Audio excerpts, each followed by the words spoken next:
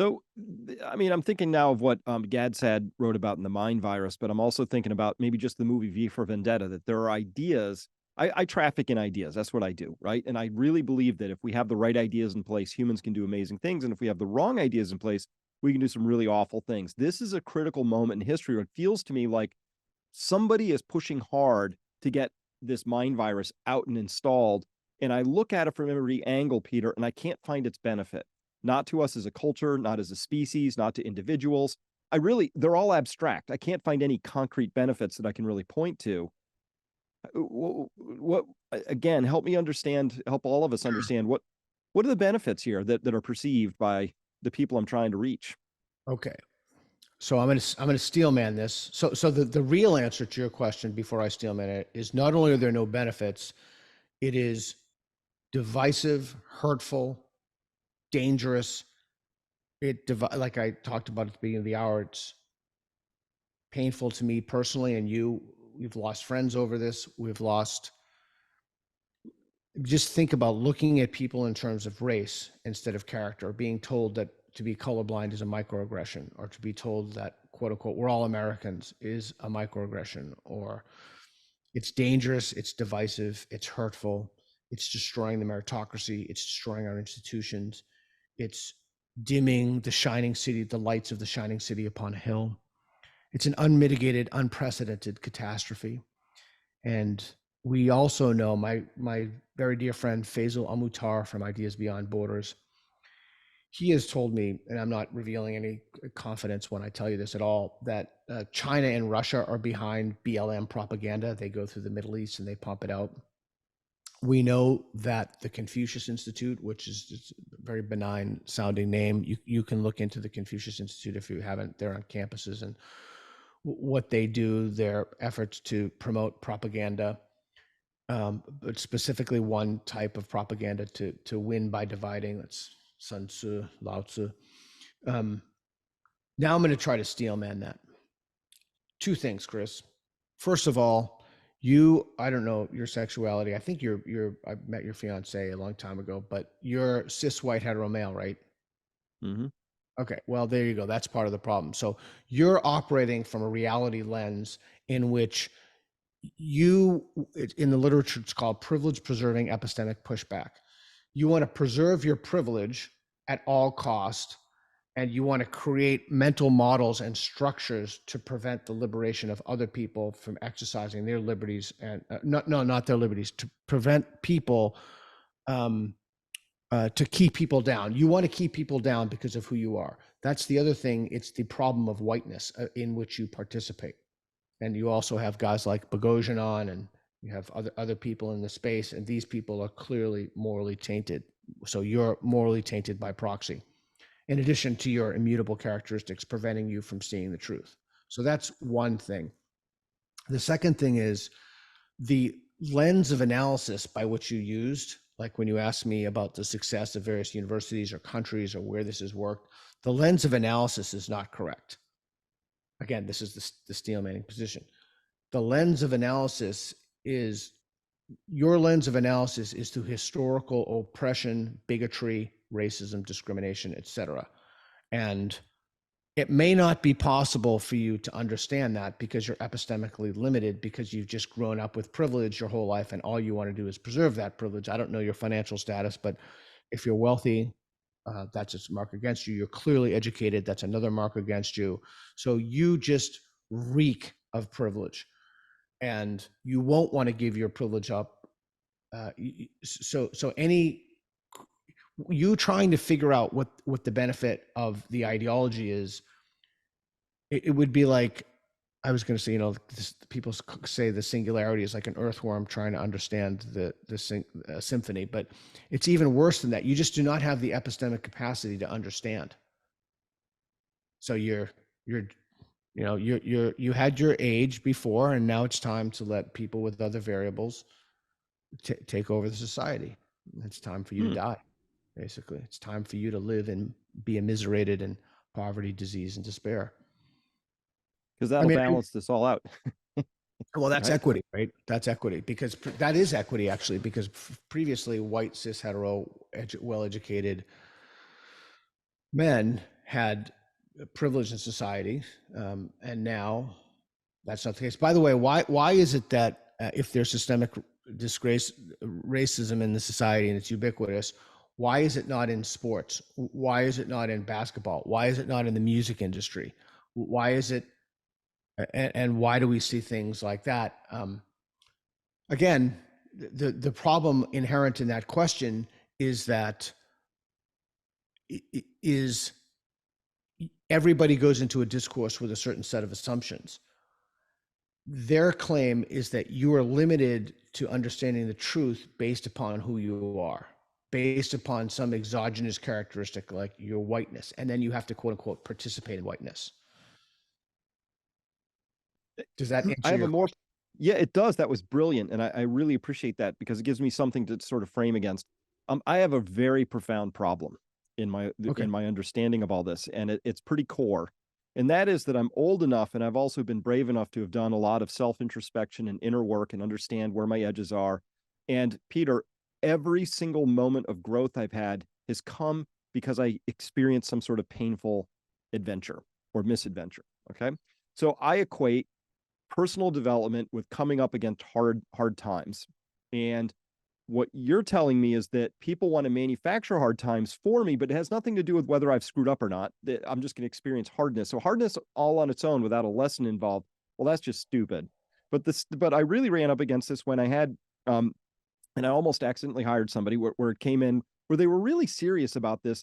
They really believed in nonviolent communication. And on the surface of it, I sort of get it, but at core, it's basically saying I have to assume responsibility for structuring my words and sentences in such a way that you don't get triggered. I don't know what your triggers are. I don't know what your childhood was like. I don't know which sound, sense, colors, ideas trigger you, but I then assume responsibility for something I fundamentally can't know.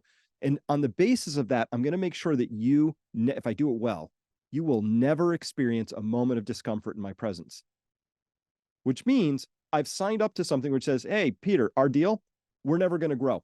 You will never have a chance to grow, and I demand the same in return. We're just going to like be frozen in psychological lucite for the rest of time. And this is the way we go forward. And everything in my life militates against that. All my experiences say that's not how this works. Okay. Okay. I find myself folding my arms constantly now because I have to think through a way to be as charitable to a position that I find odious, as charitable as possible to that position. So, certain individuals in society have suffered under the yoke of such horrific discrimination that their whole lives are suffering. Any conception of suffering that you have as a white, and it's even worse because you're middle aged. I'm middle aged, so I can say that you're middle aged. Um, uh, it's even worse for you because any perception of suffering literally does nothing. It's nothing to understand the hardships that, for example, African Americans have grown up with. Nothing. So the lens that you're looking through the problem, it's like the world's smallest violin. Oh, woe is me. I want to grow as a person. Meanwhile, there are other people getting called the N-word, being spit on, being systemically discriminated against from getting into um, colleges. They face racist tests with the SATs. Um, just this litany of horrors that people have been subjected to for arbitrary reasons. And so any claim that you have of wanting to grow just falls short. It's just nobody should listen to that. The reminds me sort of the Rwandan, Truth and Reconciliation Commission, right? You can't have reconciliation without the truth. So what we're trying to get to, so maybe the Venn diagram overlap, such as it is, might be that we're both saying we're trying to get to truth here, because I'm taking you as the steelman position, right? So if we're trying to find truth here, my truth is that all development and growth comes because we fail at things, right? As an entrepreneur, my failures were more important than my successes in so many ways. And so what you're saying though is there's a structural systemic system out there that we have to just sort of but we're not going to go through the truth and reconciliation component of this. We're just going to have one side of that. We'll do the reconciliation, not even reconciliation, because you have to fess up to something. We're going to do the reparation side of that, or whatever that story is. We're just going to make it right by rebalancing the scales by, well, it's really two wrongs make a right, you know. So here we go. So we're going to balance this by doing the same thing over here in equal measure until these things in our well, I don't know who the arbiter is, until these balance in some way. Okay. And that this is how we come up with a better system. Okay. So again, I'm steelman. I don't believe this.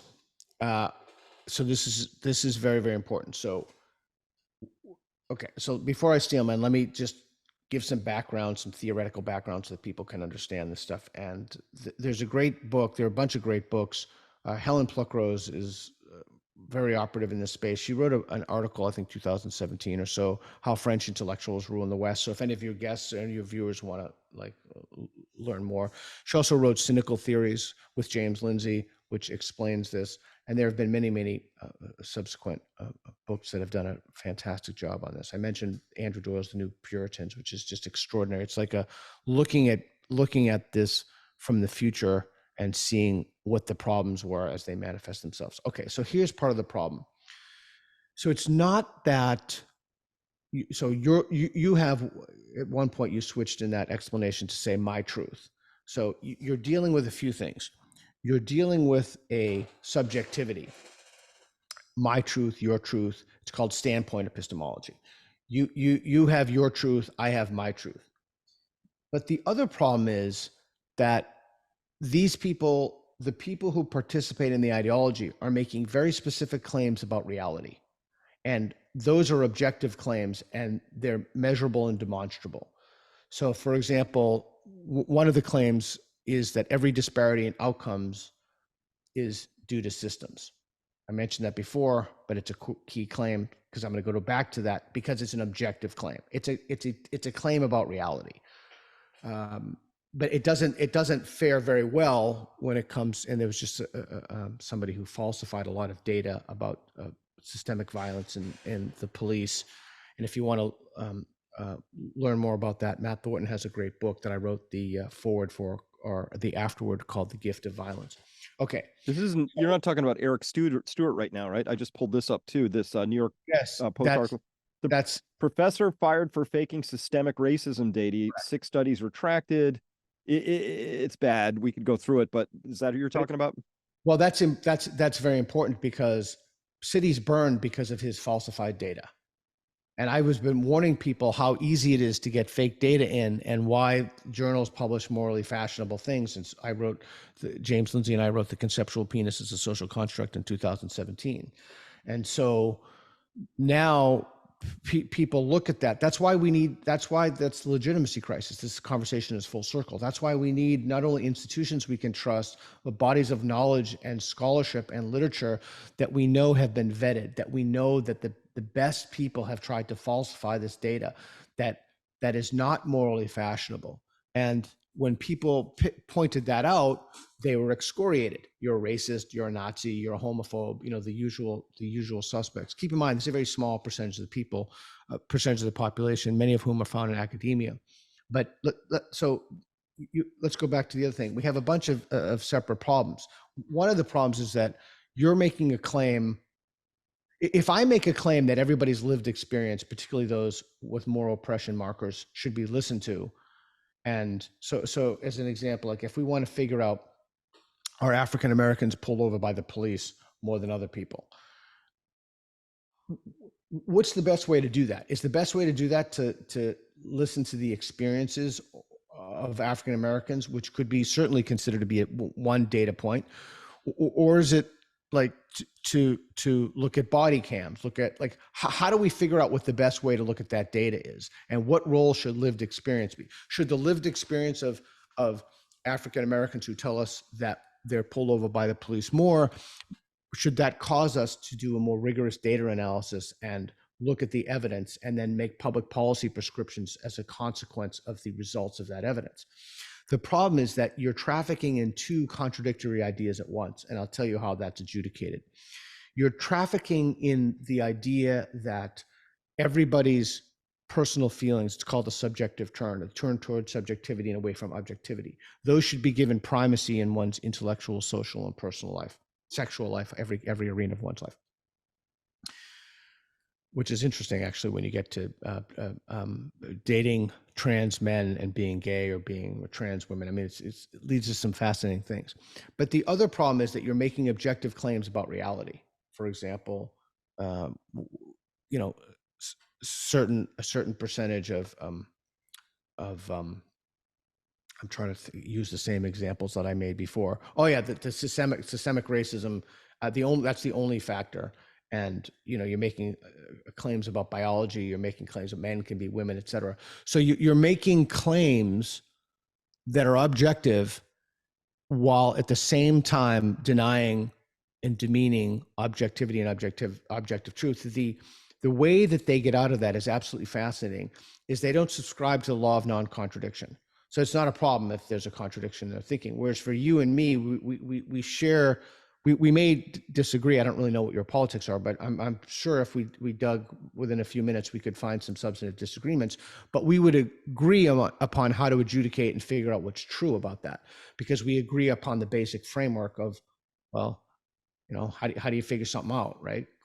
COVID, myocarditis. I mean, we just look at the evidence, right? And then we can, sane, rational people can disagree about the evidence, but sane, rational people cannot disagree that evidence has to play some role in somebody's belief formation, and that those can't be entirely subjective, because if they're entirely subjective, they can't be universalized. It's crippling for a society that wants to function and to operate in terms of the public good. So that's the way to frame it, and the way that you can look at truth. Foucault has one word for it: power knowledge. And he says that the way to look at these systems, the way to look at things, is it's not necessarily in terms of truth, it's in terms of power. Who has the power? Who wants to keep the power? And all of it's just a heuristic. It's a way to view. It's the way that they view systems, and when you see what the prescriptions are for those systems, it's to maybe in some cases reverse, if you're talking about equity, those power dynamics.